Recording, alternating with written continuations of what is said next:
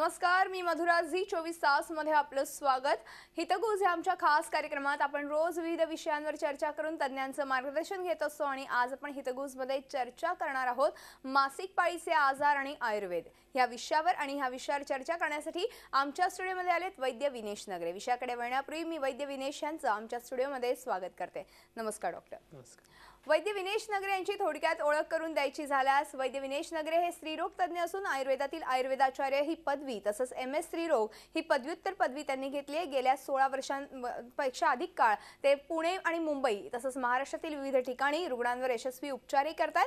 स्त्रियांमधील विविध शस्त्रक्रियांमध्ये ते पारंगत आहेत. तसंच शस्त्रक्रिया टाळण्यासाठी उपयुक्त अशा विविध आयुर्वेद उपचारांबाबत ते सतत संशोधन करत असतात. याशिवाय 13 ते 19 वयोगटातील मुलींमध्ये आढळणाऱ्या मासिक पाळीच्या समस्यांवर त्यांचं विशेष असं संशोधन आहे. PCOD म्हणजेच पॉलिसिस्टिक ओव्हरी डिसीज या आजाराच्या शारीरिक आणि मानसिक तसंच सामाजिक कारणांचा सतत वेध घेत असून त्यावर उपचार करण्यासाठी वैद्य विनेश नगरे प्रसिद्ध आहेत. भारताबरोबरच परदेशातील अनेक रुग्णांनी त्यांनी उपचारांबाबत केलेलं मार्गदर्शन त्यांच्या उपयोगी पडलंय. अपत्य प्राप्तीसाठी आयुर्वेदातील विविध उपचार तसंच उत्तरबस्ती या विशेष उपक्रमात त्यांनी प्रावीण्य प्राप्त केलंय. चला तर या विषयाबद्दल आपण अधिक माहिती जाणून घ्या वैद्य विनेश नगरे यांच्याकडून. मात्र तुम्हाला या संदर्भात काही प्रश्न असतील किंवा शंका असतील तर तुम्ही आमच्या टोल फ्री क्रमांक 1800-22-101 वर संपर्क साधून त्यांना थेट प्रश्न विचारू शकता. तेव्हा लगेच चर्चेला सुरुवात करूया. डॉक्टर, पुन्हा एकदा स्वागत आहे. आणि आजचा विषय तो अतिशय महत्त्वाचा आहे. गेल्या अनेक वर्षांपासून खरं तर मासिक पाळी या विषयावरती बोललं जात नव्हतं किंवा बोलण्याची खरं तर पाळीच आली नव्हती असं खरं तर म्हणायला हरकत नाही. पण आज खरंच गरज आहे मासिक पाळी संदर्भात बोलण्याची, कारण की मासिक पाळी नाही आली एखाद्या मुलीला तर देखील खूप काही गोष्टींना तिला सामोरं जावं लागू शकतं. एकूणच आपण बघितलं तर मासिक पाळी म्हणजे नेमकं काय आहे आणि ह्याचं वर्गीकरण तुम्ही कसं कराल? मासिक पाळी खरं म्हणजे स्त्रियांना मिळालेलं एक वरदान आहे. मासिक पाळीमध्ये ज्या काही प्रक्रिया घडतात त्यांनी स्त्रीचं स्त्रीत्व टिकतं. आता मासिक पाळी जर नियमित नसेल किंवा इतर तक्रारी असेल तर काय नक्की घडतं, म्हणजे आयुर्वेद कशा प्रकारे विचार करतो हे आपण पहिल्यांदा पाहूयात. स्लाइडमध्ये दिले आपण. सगळ्यात पहिली कंप्लेंट असते मासिक पाळी उशिरा सुरू होणे. आयुर्वेदामध्ये म्हणलेलं आहे तत्वर्षात द्वादशात वर्षे, म्हणजे आता ही 12व्या वर्षी सुरू होते, ही 12व्या वर्षी सुरू झाली नाही तर मासिक पाळी उशिरा सुरू झाली असं म्हणतात. खरं म्हणजे मासिक पाळी काही काही मुलींना आता आजकाल लवकर येते, म्हणजे अगदी 10व्या वर्षी 11व्या वर्षी 4थी 5वीत मुलगी आहे आणि पाळी सुरू झाली आहे तक्रारी सापडतात. म्हणजे आता लवकर येणं हाही एक तक्रार आहे. तर उशिरा सुरू म्हणजे 13 वर्ष झाली, 14 वर्ष झालं, 15 16 वर्ष झालं तरीही मासिक पाळी आलेली नसते. कधी कधी ही पाळी नैसर्गिकरित्या आलेली नसते, तिची कारण आपण खरं पुढे पाहूयात. दुसरी तक्रार असते पाळी उशिरा येते, म्हणजे पाळी यायला सुरुवात झाली पण आता मात्र पाळी नियमित येत नाही. म्हणजे कशी येते तर 2 दिवस लेट, 4 दिवस लेट, 10 दिवस लेट, 1 महिना लेट, 2 महिन्यांनी येते, 3 महिन्यांनी येते, 6 महिन्यांनी येते किंवा औषध घेतल्यावर पाळी येते. कधी कधी तर असंही असतं की औषध घेतल्यावर पाळी येते आणि इतकं ब्लिडिंग होतं की औषध घेतल्यावरच थांबते. त्यामुळे पाळी उशिरा येणे हे त्यामधलं दुसरं एक कारण आहे. तिसरं आहे होणारा रक्तस्राव. म्हणजे होणारा रक्तस्राव कमी होणे किंवा अधिक होणे. कमी म्हणजे अगदीच थेंबर होतो, अधिक म्हणजे तो थांबतच नाही. मागे सांगितल्याप्रमाणे ही एक मुख्य तक्रार आणते.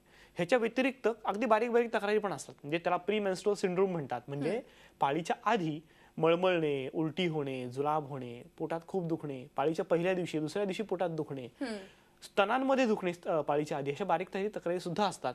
आणि याचं वर्गीकरण या 3 पॉईंटच्या मध्येच करून त्याची ट्रीटमेंट करायला लागते. बरं, बरोबर. म्हणजे थोडक्यात खरं तर मासिक पाळी येणं हे फार महत्त्वाचं असतं त्या स्त्रीसाठी. मात्र त्याच्या तक्रारी देखील तेवढ्याच वाढलेल्या दिसायला लागलेल्या आहेत. नेमकी काय कारणं असू शकतात ह्या मासिक पाळी संदर्भात? मासिक पाळी उशिरा येणे हे पहिली तक्रार आपण पाहूयात. बरं. मासिक पाळी उशिरा सुरू झाली ह्याची 3 ते 4 कारण असू शकतात. सगळ्यात पहिलं कारण आहे कुपोषण होणे. कुपोषण म्हणजे आहार नीट न मिळणे. त्यात पण 2 प्रकार, म्हणजे आहार मूळतःच नीट न मिळणे, म्हणजे आवश्यक आहार देतच नाही, खायलाच कमी येतं, पाणी कमी पितात, म्हणजे घन आहार आणि द्रव आहार दोन्हीही कमी घेतला जातो, त्यामुळे शरीराला आवश्यक घटक मिळतच नाहीत. आणि दुसरा प्रकार म्हणजे आता जो आपल्याला सापडतो जास्त शहरांमध्ये की आहार घेतला जातो पण त्यात आवश्यक घटक नसतात. म्हणजे पोटभर खाल्लंय पण वडापाव खाल्लाय, बर्गर खाल्लाय किंवा एखादी दुसरी गोष्ट जी फास्ट फूड आहे जी पूर्णतः तुम्हाला पोषण देत नाही पण नुसतंच पोट भरतंय. मग पोट भरतं पण आवश्यक घटक न मिळाल्यामुळे शरीराचं पोषण होत नाही. आणि आपण जे आयुर्वेदात पाहतो की 7 धातूंचं पोषण व्हायला लागतं. धातू म्हणजे धारण करणारं शरीर.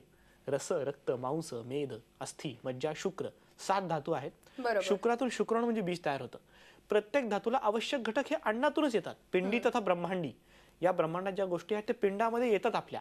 मग या येण्यासाठी त्या प्रकारचा आहार गेला तर तो परावर्तित होऊन त्याच्यावर प्रक्रिया होऊन आहार रस तो धातूंपर्यंत परावर्तित करतो. हा पोषण हा एक घटक झाला. दुसरा घटक आहे व्याधीजन्य, म्हणजे ॲनिमिया आहे, अंगात रक्त कमी आहे किंवा थेट गर्भाशयाचा काही आजार आहे, ट्युबरक्युलोसिस आहे, इतर गोष्टी असतात. ह्याच्यामुळे पाळी उशिरा सुरुवात होते. तिसरी गोष्ट असते बीजदोष. म्हणजे बीजदोष म्हणजे मूळतः रचनेमध्ये दोष आहे किंवा मग क्रोमोझोम्स मध्ये दोष आहे, गुणसूत्रांमध्ये दोष आहे. रचनेमध्ये म्हणजे गर्भाशयच लहान आहे, ओव्हरीज लहान आहेत आकारापेक्षा, मूळतः त्या वाढल्या नाहीत, त्याचं वाढ न झाल्यामुळे त्या पुढे डेव्हलप नाही करू शकत, त्याचं कार्य करू शकत नाहीत. किंवा बीजदोष म्हणजे त्याच्यामध्ये जे काही गुणसूत्र आहेत त्याच्यातच दोष असेल तर स्त्रीत्व मूळतःच नसल्यामुळे पाळी येणं हे शक्य नसतं. सो या 4 प्रकारांमुळे पाळी उशिरा सुरू होते. आता बऱ्याच वेळा पाळी उशिरा सुरू झाली म्हणून काही औषध दिली जातात आणि पाळी सुरू केली जाते. आयुर्वेदाचं म्हणणं वेगळं आहे, पाळी सुरू व्हायची औषध देऊ नका. ही 4 कारण आपण जे बघितली, कुपोषण, व्याधीजन्य आजार, रचनात्मक आजार, बीजदोष, यातलं बीजदोषावर काही काम करता येत नाही, गुणसूत्र बदलता येत नाहीत. पण पहिल्या 3ही तक्रारींवर औषध देऊन त्याच्यामध्ये सुधारणा करून शरीराला उत्तम करून त्या रचनेमध्ये ताकद आणून आपण पाळी सुरू करू शकतो. फक्त त्यासाठी थेट औषध देण्यापेक्षा इनडायरेक्टली जर दिलं तर त्या पेशंटला फायदा होतो आणि लॉंग टर्म म्हणजे दीर्घकालीन उपचाराचा फायदा होत राहतो. बरोबर आहे. म्हणजे थोडक्यात आता तुम्ही मगाशी एक मुद्दा सांगितला सुरुवातीलाच की आजकाल मुलींना लवकरही पाळी येते आणि काही काहींना खूप उशिराही येते आणि त्यामुळे अनेकदा औषध उपचार केले जातात. मात्र हे थोड्याफार प्रमाणात चुकीचे असं म्हणायला हरकत नाहीये. निश्चितच. म्हणजे आपण जेव्हा एखादं औषध द्यायला जातो तेव्हा शरीर त्याच्यावर अवलंबून राहायला लागतं की आता औषध मिळालंय, चला पाळी आली, पुढच्याच परत शरीर वाट बघणार की हे औषध मला मिळतंय का. मूळतः हार्मोन म्हणजे काय तर विशिष्ट सिग्नल, एक संदेश देणारे स्त्राव आहेत. थायरॉइड स्त्राव आहे, डोक्यातनं पिट्युटरी ग्लँड मधून निघतात, FSH, LH, प्रोलॅक्टिन नावाचे हार्मोन असतात. हे सगळे स्त्राव म्हणजे सिग्नल्स आहेत, संदेश आहेत. हे संदेशांचं वहन उत्तम होण्यासाठी वहन करणारी प्रक्रिया कोण? आयुर्वेद नेहमी म्हणतो वहन करणं, प्रक्रिया करणं, काहीतरी घडवणं हे शरीरात वाताचं काम. म्हणजे वायुस यंत्र तंत्र धरा, या यंत्राचं तंत्र मंत्र फक्त वाताला माहिती आहे. सो ह्या वाताला जर कंट्रोल केलं की नाही तर त्या सगळ्या गोष्टी होतात. मग वाताला ऊर्जा देणं, वाताचं शमन करणं, त्याला व्यवस्थित प्रक्रियेमध्ये आणणं ही गोष्ट करायला लागते.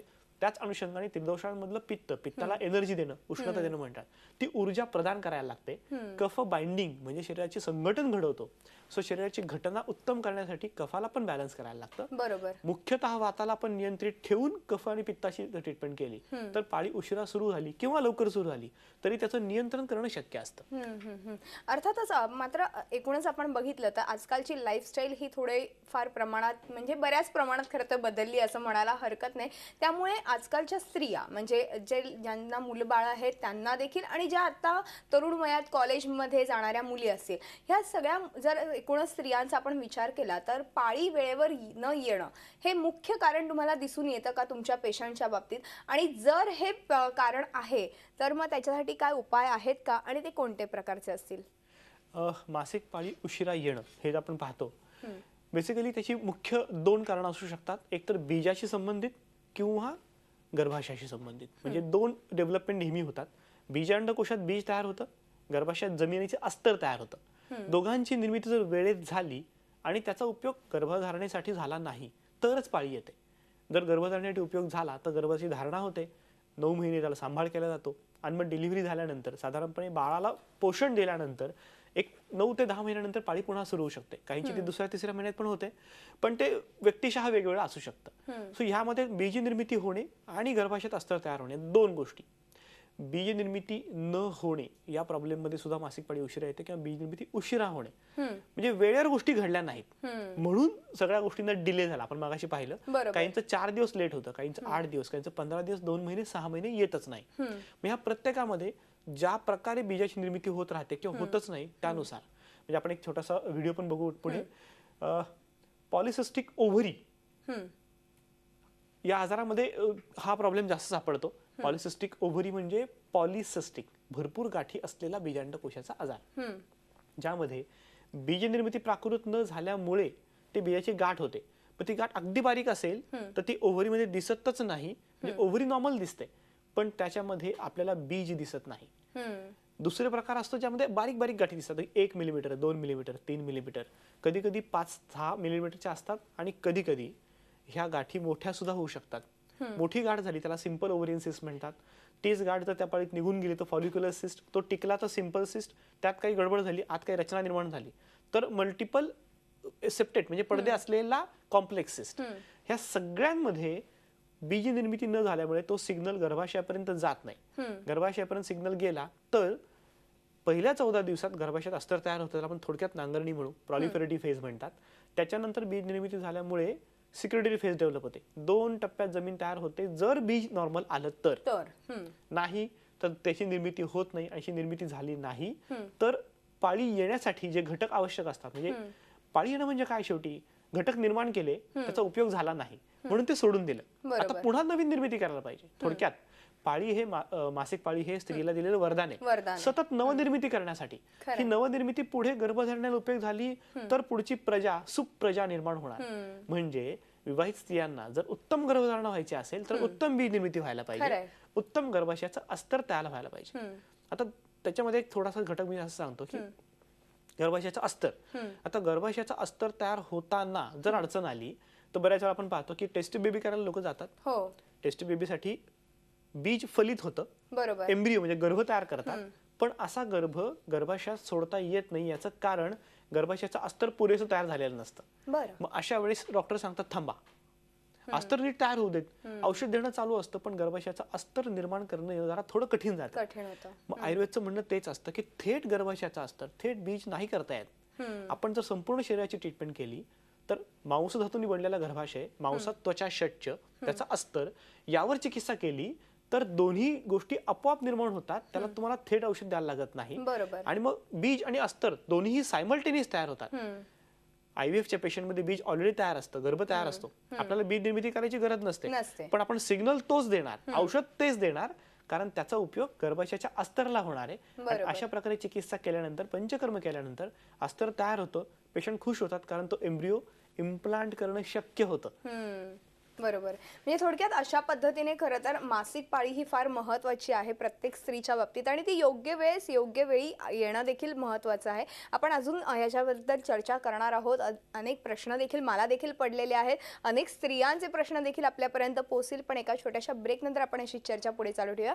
तेव्हा हितगुजमध्ये वेळ झाली एका छोट्याशा ब्रेकची. कुठेही जाऊ नका, पाहत राहा आमचा खास कार्यक्रम हितगुज. ब्रेक नंतर हितगुज या आमच्या खास कार्यक्रमात आपलं पुन्हा एकदा स्वागत. मासिक पाळीचे विकार आणि आयुर्वेद ह्या विषयावर आज आपण चर्चा करतोय. वैद्य विनेश नगरे आपल्याला याविषयी अधिक माहिती देतात. आपण पुन्हा एकदा चर्चेकडे वळणार आहोत. डॉक्टर, अर्थातच आपण पीसीओडी मगाशी बोलत होतो, तर पीसीओडी बद्दल एक क्लिप आहे आपल्याकडे, आपण प्रेक्षकांना ऐकूया की नेमकं काय आहे हे. नक्कीच.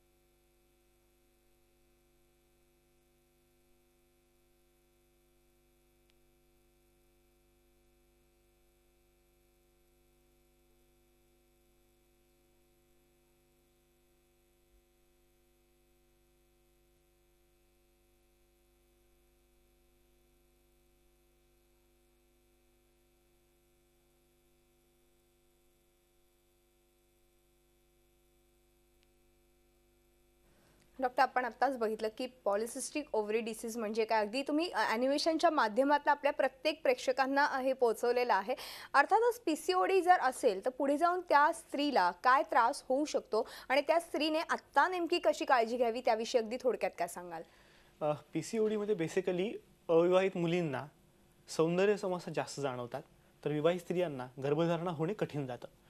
म्हणजे पीसीओडी मध्ये आपण काय बघितलं तर बीज अडकतंय. जर बीज तयार झालंच नाही व्यवस्थित तर त्याच्या पुढच्या सगळ्या प्रक्रिया अडकत जातात.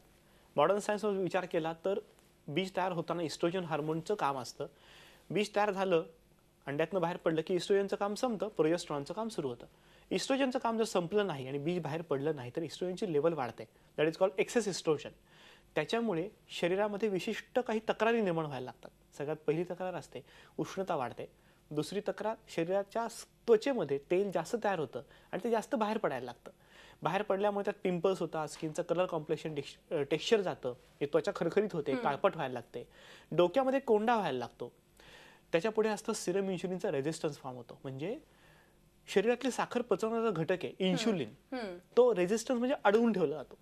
अडवून ठेवल्यामुळे इन्शुलिन प्रॉपर काम करत नाही, तुमच्या जेवणातली साखर पचत नाही, साखर साठायला लागते आणि त्यामुळे पेशंट भराभर जाड व्हायला लागतात. जे पेशंट म्हणतात डॉक्टर आता लग्न झालं ना तर 38 किलो होतं.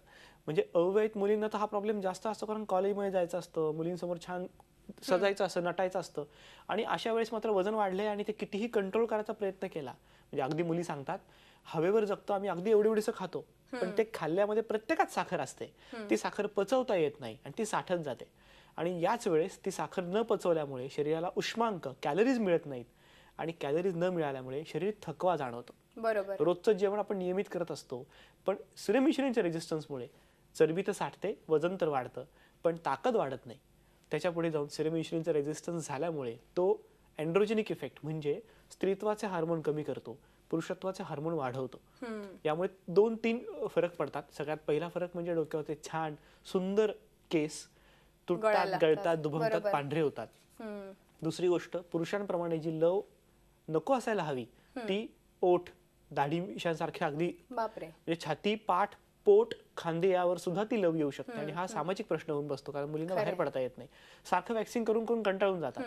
त्याच्या पुढचं असं सगळ्यात म्हणजे मुलींचा सहनशीलपणा नष्ट होतो. इतका छान स्वभाव असतो, चिडचिडा, कंटाळा, नैराश्य आणि चिडचिडेपणा, तिन्ही गोष्टी वाढतात. त्या अभ्यासावर कॉन्सन्ट्रेट करू शकत नाहीत, त्या घरात कॉन्सन्ट्रेट करू शकत नाहीत, आई वडिलांची तक्रार असते, ही सारखी चिडते, काय झालं की चिडते, कारण स्वस्थपणा नसतो. या सगळ्या गोष्टी जेव्हा घडत असतात तेव्हा हार्मोन इम्बॅलन्स असं मॉडर्न सायन्सचं म्हणणं असतं. आयुर्वेदचं म्हणणं आहे याच्यामध्ये दोषांचा संबंध आहे. योनिनाम वातलाद्यानाम, योनी भागात वाताचं प्राधान्य असतं. मग आपण सुरुवातीला सांगितलं होतं की वाताची प्रक्रिया जर बिघडली तर सगळ्या गोष्टी बिघडतात, त्यातल्या त्यात योनिनाम वातलाद्यानाम, योनी भागात वाताचं प्राधान्य असतं. सो वाताची जर गती बिघडली तर हे प्रॉब्लेम जास्त वाढतात. मग अशा वेळेस वाताला शमन करणारी चिकित्सा जास्त करायला लागते. अगदी सोप्यात सोपं म्हणाला ना तर आता हिवाळा आहे, हिवाळ्यामध्ये रोज तुम्ही अभ्यंग जर केलं तिळ तेलाचं तर शरीरातला कोरडेपणा एकदम कमी होतो, प्रक्रिया नॉर्मल व्हायला लागतात, शरीरातल्या प्रक्रिया सहज व्हायला लागतात. म्हणजे आपल्याला पोषण मिळत नाही की नाही, तर तीळ हे पोषणार्थ आहेत. आज तर भोगी आहे, छान बाजरीची भाकरी तीळ लावून करतात, तिळाचा तलका अंगाला लावतात. त्याचं कारण आहे या काळामध्ये शरीराला उष्णतेची गरज आणि मऊपणाची गरज असते, स्नेहनाची गरज असते. तो तिळामध्ये ते सगळं मिळतं. तिळाचं तेल वर्षभर रोज लावावं असं म्हणतात. अगदी कंटाळा आला तर आठवड्यात 2दा नका लावू, पण अभ्यंग रोज करा. अभ्यंगाने जीवन वाढतं. आपण सध्या असं बघतो की 30-35 वय आहे पण दिसतात 45. याचं कारण झीज वाढलेली आहे. सो झीज कमी करणं म्हणजे जीवनीयता, व्हायटॅलिटी वाढवणं, हे तिळतेलाचं काम आहे. सो या प्रकारचे उपचार त्यात जास्त उपयोगी पडू शकतात. बरोबर आहे. अर्थातच आपण एक छोटासा ब्रेक घेऊ आणि ब्रेक नंतर मासिक पाळीच्या इतर काही समस्या आहेत आणि त्याच्यावरती आपण पंचकर्माच्या पद्धतीने काय उपचार करू शकतो का याबद्दल चर्चा करूया, पण एका ब्रेक नंतर. तेव्हा हितगुजमध्ये वेळ झाली एका छोट्याशा ब्रेकची. कुठेही जाऊ नका, पाहत राहा आमचा खास कार्यक्रम हितगुज. ब्रेक नंतर हितगुज या आमच्या खास कार्यक्रमात आपलं पुन्हा एकदा स्वागत. आज आपण मासिक पाळी आणि आयुर्वेद उपचारांविषयी चर्चा करतोय. वैद्य विनेश नगरे आपल्याला याविषयी अधिक माहिती देतात. आपण पुन्हा एकदा चर्चेकडे वळणार आहोत. अर्थातच डॉक्टर, मासिक पाळी नियमित येण्यासाठी आपण काय उपचार करू शकतो आयुर्वेदामधले, त्याबद्दल अगदी थोडक्यात काय सांगाल? आयुर्वेदामध्ये आपण धातू चिकित्सा करतो, रसायन चिकित्सा करतो. मगाशी सांगितलं वय वाढत असतं आणि त्याच्याबरोबर झीज वाढली की अधिक वय वाढतं. म्हणून रसायन चिकित्सा ही वय टिकवून धरण्याची चिकित्सा आहे, ज्यात संपूर्ण अगदी गुळवेल, शतावरी, आमलकी या सगळ्यांचा समावेश केलेला असतो. धातू चिकित्सा ही धातूंमधला अग्नी इम्प्रूव्ह करते. म्हणजे जाठर अग्नी जसा असतो तसाच धात्वग्नी असतो, जो अग्नी इम्प्रूव्ह करतो. त्यावरची औषधं वापरल्यामुळे प्रोसेसिंग चांगलं होतं आणि धातूंची बल किंवा ताकद वाढत जाते, धातू सारता येते. त्याच्या जोडीला आपण दोष काढून टाकण्यासाठी बस्ती चिकित्सा वापरतो. तर बस्ती म्हणजे अर्ध आयुर्वेद आहे असं म्हणतात. आयुर्वेदामधले निम्मे आजार बस्तीने बरे करता येतात. आपल्या दृष्टीने पाळी महत्वाची. योनिनाम वातलाद्यानाम, वात वाढला तर स्रंस व्यास वेद. स्रंस म्हणजे गोष्टी सुटल्यासारख्या होतात, व्यास डायमीटर वाढतात. वजन वाढताना आपण पाहतो स्तन, उदर, कटी नितंब आणि मांडे याच्यामध्ये वजन जास्त वाढायला लागतं, फुगल्यासारखं शरीर होतं.